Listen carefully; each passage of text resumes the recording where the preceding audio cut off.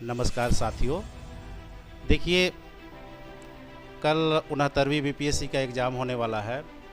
तो इसके लिए पहले डीएम एक्सप्रेस में पढ़ने वाले सभी छात्र एवं छात्राओं और तमाम बिहार के सभी छात्र एवं छात्राओं और दूर दूर से भी आने वाले सभी छात्र एवं छात्राओं को ढेर सारी शुभकामनाएं हैं, अग्रिम ढेर सारी शुभकामनाएं हैं। कल एग्ज़ाम है, तो हम लोग ये अभी वीडियो इसीलिए शूट कर रहे हैं क्योंकि कल एग्ज़ाम में बच्चे पहले ही से ही बहुत ज़्यादा फ्रस्ट्रेट हो जाते हैं कि कल एग्ज़ाम है, तो इतना ज़्यादा टेंशन में हो जाते हैं कि आने वाले क्वेश्चन भी उनको अच्छे ढंग से करने में दिक्कतें आती हैं। इसी के विषय में हम लोग थोड़ा सा चर्चा करेंगे।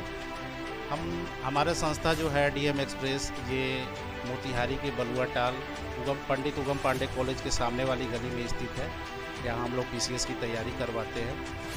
तो इसी संदर्भ में हम लोग आज चर्चा करेंगे।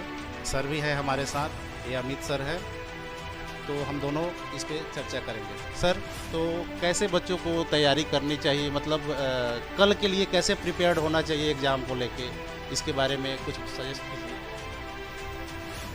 हेलो, हाय, मैं अमित कुमार अपने संस्थान डीएम एक्सप्रेस की तरफ से सबसे पहले तो बच्चों को मैं ढेर सारी शुभकामनाएं देना चाहूँगा एग्ज़ाम को लेकर के।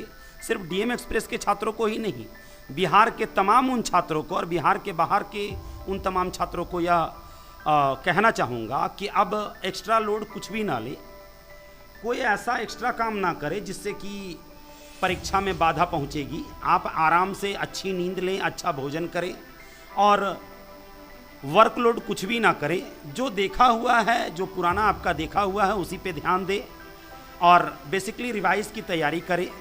करंट पे विशेष फोकस करें और साइंस के सब्जेक्ट पे विशेष फोकस करें, क्योंकि बेसिकली बीपीएससी में अभी करंट टाइम में जो बीपीएससी का दौर चल रहा है उसमें इतिहास के सवाल रहते हैं।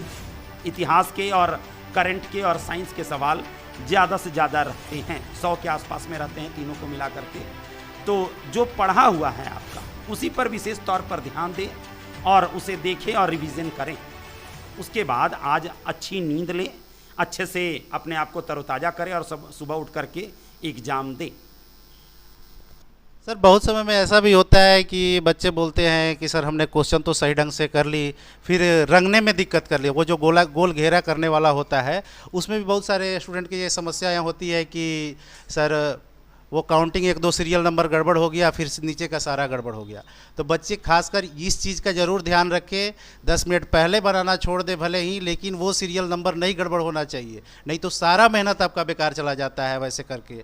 इसलिए आप लोग उस पर ज़रूर फोकस करेंगे कि जो क्वेश्चन हम बनाएं वो उसको सही ढंग से काउंटिंग करके रंगें, नहीं तो वो गलत हो जाएगी, तो फिर सारा सीरियल आपका नीचे का गलत हो जाएगा, फिर आपका रिजल्ट नहीं आ पाएगा।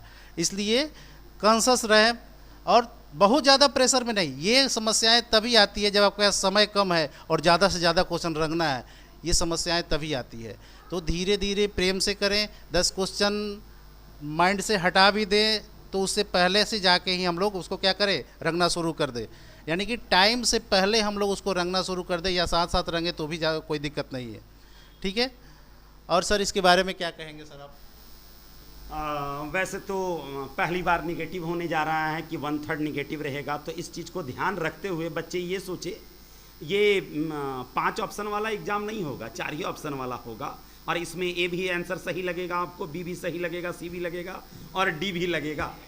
तो सोच समझ करके बनाएं और अच्छे से बनाएं। चूँकि निगेटिव है तो हार्ड क्वेश्चन नहीं रहेंगे बिल्कुल भी, सिर्फ कन्फ्यूज़न वाले क्वेश्चन रहेंगे। तो इस चीज़ को ध्यान रखते हुए बच्चे आराम से कॉन्शस हो करके बनाएं और जब ये सोच ले कि अगर बच्चों का नहीं बन रहा है तो ये सोच ले कि मेरा इतना ही में सिलेक्शन होगा, लेकिन नेगेटिव एक्स्ट्रा ज़्यादा कुछ भी ना लें, क्योंकि 1/3 निगेटिव है। तो इसको ध्यान में रखते हुए बच्चे एग्ज़ाम दें, क्योंकि ये पिछले बार जैसा एग्ज़ाम नहीं होगा कि हाँ इनमें से कोई नहीं, 5 ऑप्शन वाला एग्ज़ाम नहीं होगा, 4 ही ऑप्शन रहेंगे और उसमें ही निगेटिव रहेगा। तो क्वेश्चन बहुत फंसाने का काम करेगा। इसलिए तो इस चीज़ को ध्यान देते हुए बच्चे ध्यान में रख करके एग्ज़ाम देंगे और निगेटिव को ध्यान में रख करके ही स्कोर को आगे करेंगे। देखिए, निगेटिव है, इसके लिए तो आप लोगों को पहले से ही पता चल जा चुका है कि निगेटिव है, लेकिन एक चीज़ और ध्यान देना होगा। क्वेश्चन जो भी होगा वो सिंपल नहीं होगा, यानी कि क्वेश्चन का लैंग्वेज जो है वो सिंपल नहीं होगा। क्वेश्चन को एक दो बार अच्छे से ध्यान दे के ज़रूर पढ़ेंगे। क्वेश्चन के अंदर कुछ ना कुछ ऐसा ट्रिकली पॉइंट डाला गया होगा जिससे आंसर गड़बड़ होगा, जो आपके माइंड में सेट है उससे कुछ भिन्न हो सकता है। इसलिए आप लोग क्वेश्चन को ध्यान से देखेंगे।